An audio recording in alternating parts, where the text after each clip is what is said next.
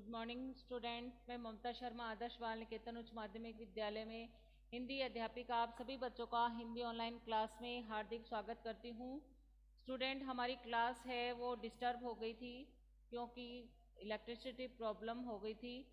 अब हम दोबारा से अपनी क्लास स्टार्ट करते हैं, तो सभी बच्चे ऑनलाइन आएंगे और अपनी क्लास है वो सुचारू रूप से लेंगे।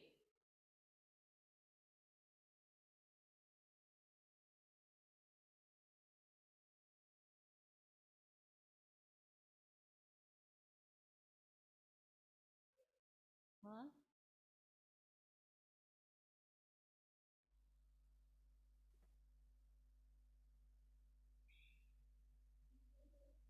इधर आ करके जा।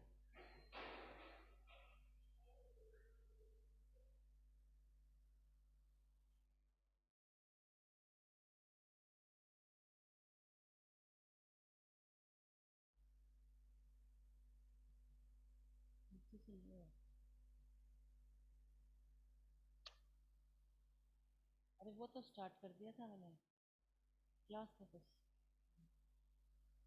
आवाज सुनाई दे रही है ना? खुशी, खुशी, खुशी गोस्वामी, यस मैम। आवाज सुनाई दे रही है ना बेटे मेरी? हेलो। Yes ma'am. हाँ, चलिए अब पढ़ते हैं कि दादी ने क्या व्रत ले रखा था कि जिस इनके पास जो दो से ज्यादा धोतियां होगी तो वह तीसरी दान में कर देंगे। और उनका जैन समाज के जो अपरिग्रह की समाज की सनक बिरादरी बाहर हरकत नहीं मानी जाती, क्योंकि ये जैसे जैन समाज में किसी भी चीज का संग्रह न करने की प्रवृत्ति होती है, वैसे ही लेखिका की जो दादी माँ थी उन्हें दो से ज्यादा धोतियां रखने का शौक नहीं था। और उनका लीग से हटकर चलने का भी उन्होंने एक दृष्टांत, एक उदाहरण पेश किया है कि वो जब लेखिका की माँ है जब पहली बार गर्भवती हुई तो उन्होंने मंदिर में जाकर क्या मन्नत मांगी कि मेरे पोतोह के पहला बच्चा लड़की हो। ये भी एक समाज से हटकर उन्होंने काम किया था। इसको भी अंडरलाइन कर लेंगे आप लोग कि मेरी परदादी ने मंदिर में जाकर मन्नत मांगी कि उनकी पोतोहू का पहला बच्चा लड़की हो, क्योंकि हमारे समाज में लड़कों को ज़्यादा मान्यता दी जाती है। वैसे किसी भी गर्भवती महिला के जब बच्चा हो तो ऐसे समझा जाता है कि वो लड़का ही हो, लेकिन उनकी जो दादी माँ थी वो समाज की जो चलन था उससे वो अलग थी, और उन्होंने अपनी पोतहू के लिए पहली बार में लड़की मांगी। अंडरलाइन कर लिया इसको। फिर आगे बढ़ते हैं। लोगों के मुंह खुले के खुले रह गए, उनके फितूर की कोई वाजिब वजह ढूंढने नहीं मिली। यह भी नहीं कह सकते थे कि खानदान में पुस्तोष में कन्या पैदा नहीं हुई हो। तो लेखिका ये कह रही जब ये सब लोगों ने सुना कि दादी माँ ने अपनी पोतोहू के लिए लड़की मांगी है, लड़की की मन्नत मांगी है, तो सारे लोग स्तब्ध रह गए। तो वो ये कह रहे हैं कि उनकी फितूर की कोई वाजिब वजह ढूंढे नहीं मिली, कि कोई वाजिब वजह है उनके लड़की मांगने की, यह भी हमें ढूंढे नहीं मिली। क्योंकि यह भी नहीं कह सकते थे कि खानदान में पुश्तों से कन्या पैदा नहीं हुई, कि इतने वर्षों से हमारे जो उनके खानदान में कोई लड़की नहीं हो, ऐसा भी नहीं हो सकता। इसलिए माँ जी बेचारी कन्यादान के पुण्य के अभाव को पूरा करने के चक्कर में थी कि उन्होंने, उनकी परदादी ने लड़की के लिए मन्नत मांगी थी। तो लेखिका कह रही है कि ऐसा भी नहीं उसके लिए कोई वाजिब वजह नहीं थी। ये भी नहीं था कि हमारे खानदान में कोई बहुत वर्षों से लड़की नहीं हुई हो, या फिर उन्होंने कन्यादान के पुण्य नहीं लिया हो अभी तक, और उस अभाव को पूरा करने के लिए उन्होंने मन्नत मांगी हो। इसलिए क्योंकि पिताजी की ही नहीं, दादाजी की भी बहनें मौजूद थी, और ये भी नहीं था कि उनके पिताजी की भी बहनें नहीं थी या फिर दादाजी की भी बहनें नहीं थी, उनके भी बहनें थी। हाँ, पहला बच्चा हर बहू का बेटा होता रहा था, लेकिन ये ज़रूर था कि उनकी जो पहली बहू थी उनका पहला बेटा होता रहा था। खैर माँ जी ने अपनी तरफ से कोई सफाई नहीं दी, बल्कि बदसूरत मंदिर जाकर मन्नत दोहराती रही। लेकिन जो माँ जी थी उन्होंने अपनी तरफ से कोई भी सफाई नहीं दी कि मैंने क्यों लड़के की बजाय लड़की को मांगा है। और वह मंदिर में जाके अपनी जो नियम से वो यही प्रार्थना करती रही ईश्वर से कि हे ईश्वर, मेरी पोतोह को पहला बच्चा लड़की ही हो। पूरा नुक्कड़ गांव जानता था कि माँ जी भगवान के साथ सीधा सीधा तार जुड़ा हुआ है। बेतार का तार, इधर वह तार खींचती उधर टन से तथास्तु बजता। ऐसे लगता था सारा नुक्कड़ गांव जानता था, यानी सारे गांव के लोग जानते थे कि माँ जी ने जो मन्नत मांगी है वो अवश्य पूरी होगी। उनको ऐसा लगता था कि जैसे उन्होंने तो कोई से प्रार्थना की हो भगवान से और तुरंत ही जैसे तथास्तु कह दिया हो। तथास्तु कब कहते हैं? जब हम किसी से कोई वरदान मांगते हैं और वह वरदान पूरा करने के लिए कोई हमें आशीर्वाद दे, तथास्तु यानी तुमने जो मांगा है वो पूरा हो जाए।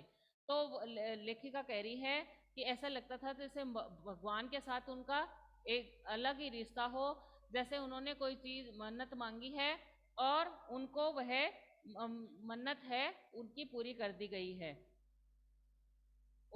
मेरी दादी में तो पहली मर्तबा में ही तैयार हो गई थी कि गोद में खेलेगी तो पोती, पर माँ जी की आरजू किस कदर रंग लाएगी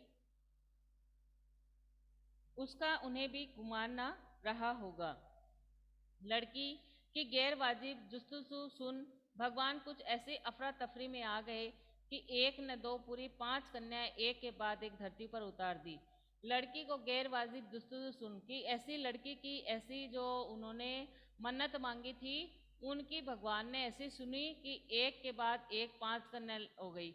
यानी उनकी माँ के, लेखिका के माँ के एक के बाद में लगातार 5 लड़कियां हो गई।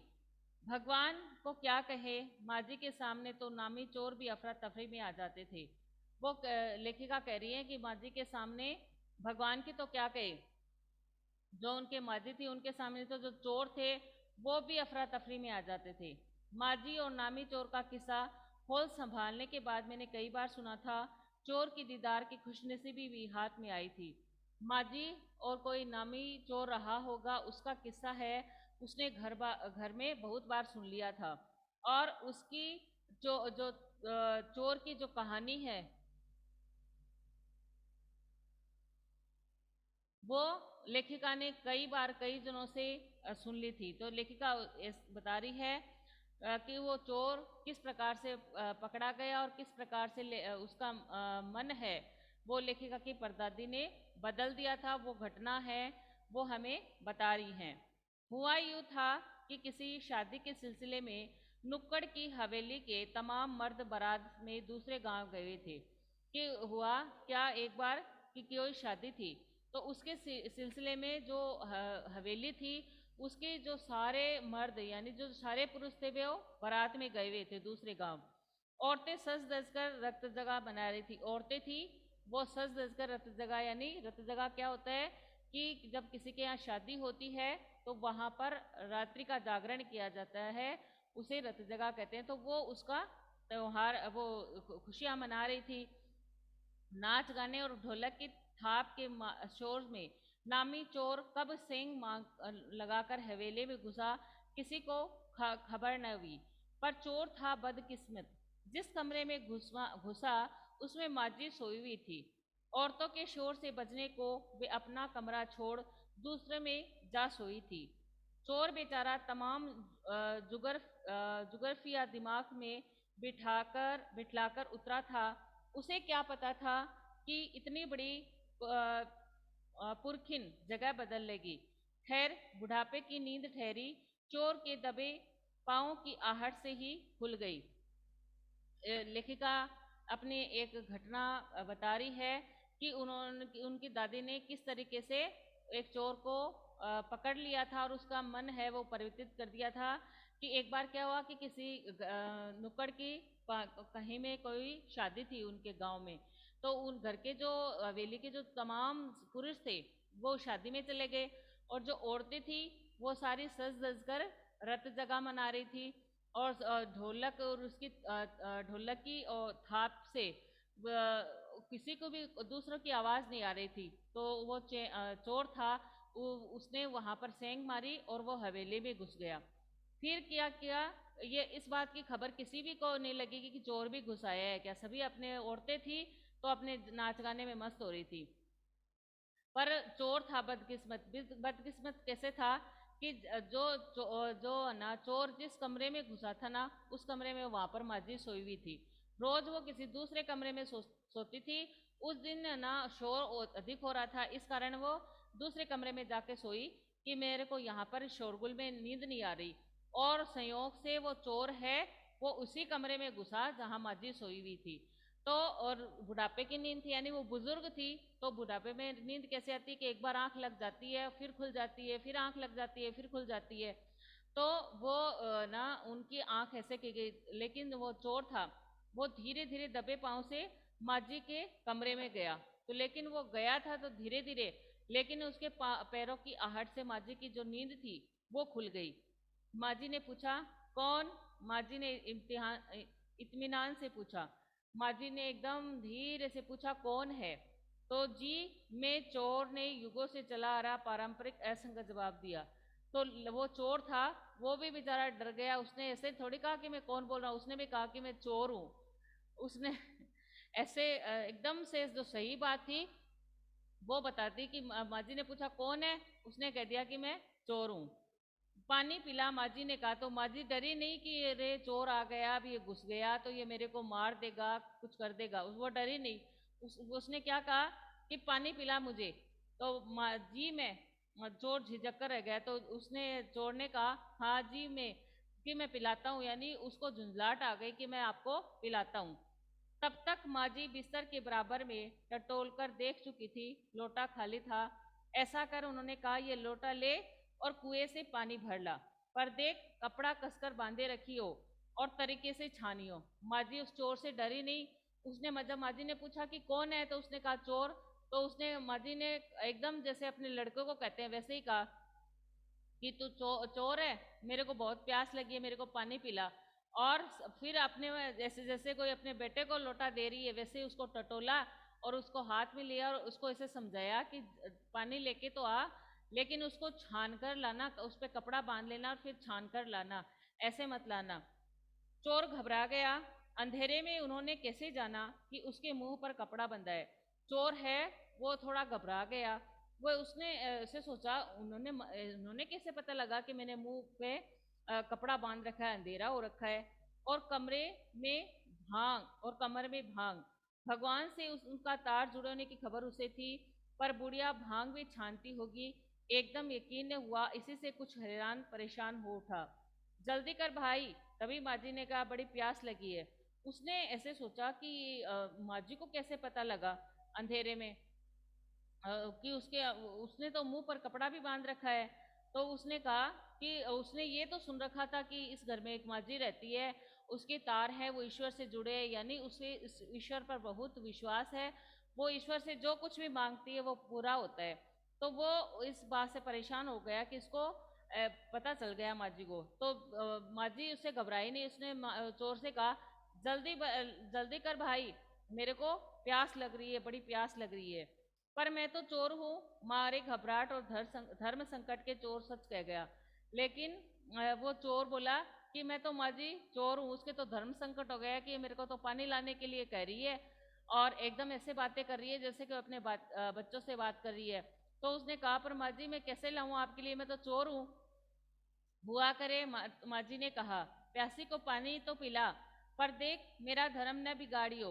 लोटो के मुंह से कपड़ा न हटाइयो, हाथ रगड़ कर धो लीजियो और पानी कपड़े से छान कर भरियो। तो वो माजी ने डरी नहीं उससे इस बात के लिए और बोली, होता होगा तू चोर, मेरे लिए तो पानी ला, लेकिन देख मेरा धर्म मत बिगाड़ना। और क्या करना उसके लिए, मेरा धर्म नहीं बिगड़े इसके लिए क्या करोगी तो आप लोटे के मुंह में कपड़ा बांध लो और वह कपड़ा उस पर हटाना नहीं और हाथ रगड़ कर धो लीजिए, यानी पूरे सफाई से। इस बात से हमें पता चलता है कि वो पूरी सफाई पसंद थी, गंदे हाथों से पानी नहीं पीते थे। उसने कहा अपने हाथ को धो लीजिए, यानी अपने हाथ को अच्छी तरह से साफ कर लेना और कपड़े को जो लोटा है उसके ऊपर कपड़ा बांध लेना, फिर छान कर पानी लाना। यानी इस बात से हमें पता चलता है कि वो कितनी स्वच्छ भी रही होगी, स्वच्छता उसके कितनी पसंद होगी। आप चोर के हाथ का पानी पी लोगी? तो चोर ने कहा कि आप क्या चोर के हाथ का पानी आप पी लोगी क्या? कहा न, रगड़ कर धो लीजो, सब नाच गाने में लगे हैं, तेरे और भगवान के सिवा कौन धरा है जो पिलाएगा। तो वो उन्होंने कहा कि कहा ना रगड़ कर धो लीजो कि इसको तू ले आ मेरे लिए पानी, मैंने तेरे को कहा है इसको रगड़ कर धो लेना, और सब लोग तो नाच गाने में लगे हैं, और अब भगवान के सिवाय और मेरा कोई है नहीं, तू ही पिलाएगा, अब तू आया है, चोर हो चाहे कुछ भी हो, तू ही मेरे को पानी पिलाएगा, क्योंकि सारी औरतें तो नाच गा रही है। भगवान वहीं कहीं उसके बराबर में धरे हैं। सुनकर चोर कुछ ऐसा अकबकाया कि लोटा उठाकर चल दिया। पूरी एहतियात के साथ पानी भरकर लोटा तो पहरेदार ने धर दबोचा। कुएं पर देख लिया गया था। फिर भगवान वो उस लेखिका ने, इसने परदादी ने तो ऐसे कहा कि भगवान के सिवाय मेरा और कौन है। तो वो बेचारा डर गया कि भगवान भी है, उसने सोचा कोई भगवान व्यक्ति होगा, तो वो सोचा भगवान भी है इसके साथ में। तो वो बेचारा अकबकाया यानी घबरा गया और लोटा उठाकर चल दिया माँ जी के लिए पानी गिलाने के लिए। वो पूरी सावधानी से ना पानी भरकर लोटा ला रहा था, लेकिन जो पहरेदार था ना उसने उसको पकड़ लिया और कुएं पर क्योंकि वो उसने जो पहरेदार ने उसको कुएं पर देख लिया था। तब माजी ने लोटा का आधा पानी खुद पीकर बाकी चोर को पिला दिया। फिर माजी ने जब वो पानी ले आया ना, तो माजी ने क्या किया, आधा पानी तो खुद पी लिया और आधा उस चोर को दे दिया। कहा, एक लोटे से पानी पीकर हम माँ बेटे हुए हैं, अब बेटा चाहे तो तू चोरी कर चाहे खेती। तो अब लोटे से पानी पीकर वो बोले कि हम दोनों ने एक ही लोटे से पानी पिया है, चोर ने भी पिया और माजी ने भी पिया। तो वो बोले कि हम दोनों ने एक ही लोटे से पानी पिया है, इसलिए हम माँ बेटे हो गए हैं दोनों। तो अब तू चाहे चोरी कर चाहे खेती, तो चाहे तू तू अब चोरी कर ले और चाहे खेती का काम करके अब आगे का जीवन सुधार ले। मैंने तो तेरे को बता दिया कि हम दोनों माँ बेटे हो गए हैं एक ही लोटे से पानी पीने के बाद में। तो चाहे तो आप है ना चोरी कर लो, चोरी का काम करते रहो, चाहे खेती का काम करो। बेटा बेचारा किस लायक रह गया होगा, सो रोमांचक धंधा छोड़ खेती में से लगा, सालों साल लगा रहा। जब मैंने उसे देखा तो बड़ा भला मानुस बूढ़ा लगा, मुझे डरा डरा हैरान सा। बेटा बेचारा किस लायक रह गया होगा कि जो उनका बच्चा था वह किस लायक रहा हो गया, सो रोमांचक धंधा छोड़कर उसने चोरी का धंधा छोड़ दिया और वो खेती बाड़ी के काम में लग गया और सालों साल वो खेती के काम में ही लगा रहा। उसके मन में ऐसे हो गया कि मैं गलत कार्य करता हूँ और माँ जी ने मेरे को क्या कहा है, माँ जी ने मेरे को खेती करने के लिए कहा है। वो उसने चोरी का धंधा छोड़ दिया और कई वर्षों तक वह खेती का काम करता रहा। जब मैंने उसे देखा तो बड़ा भला मानुस बूढ़ा लगा, मुझे डरा डरा हैरान सा। तो लेखिका कह रही है कि जब उस लेखिका ने जब उसे देखा तो वो बड़ा बूढ़ा हो गया था और ऐसे लग रहा था जैसे कोई भला मानुस हो, लेकिन वह डरा डरा सा लग रहा था। तो स्टूडेंट, आज हमारी क्लास का टाइम है वो समाप्त हो गया है। मेरी नेक्स्ट क्लास का टाइम है वो हो गया, तो हम अपनी क्लास है वो यहाँ पर समाप्त कर लेते हैं। किसी को कुछ पूछना हो तो वो मेरे से पूछ सकते हैं। पूछना है क्या? किसी को कुछ पूछना है? No ma'am. और इस चैप्टर को आप दोबारा पढ़ोगे बेटा? बच्चे सुन रहे हो ना सभी? हेलो, सभी बच्चे सुन यस रहे हैं ना? मैम। आप इस चैप्टर को यस मैम। दोबारा, जितना मैंने पढ़ाया है आप इसको दोबारा पढ़ लेंगे बेटा, और कुछ समझ में नहीं आए तो पूछ लेंगे, और जो जितने चैप्टर वो करवा दिए वो भी कर लेंगे आप लोग। ठीक है ना बेटा? ठीक है। Yes ma'am. Okay ma'am. Thank you बेटा। Have a nice day.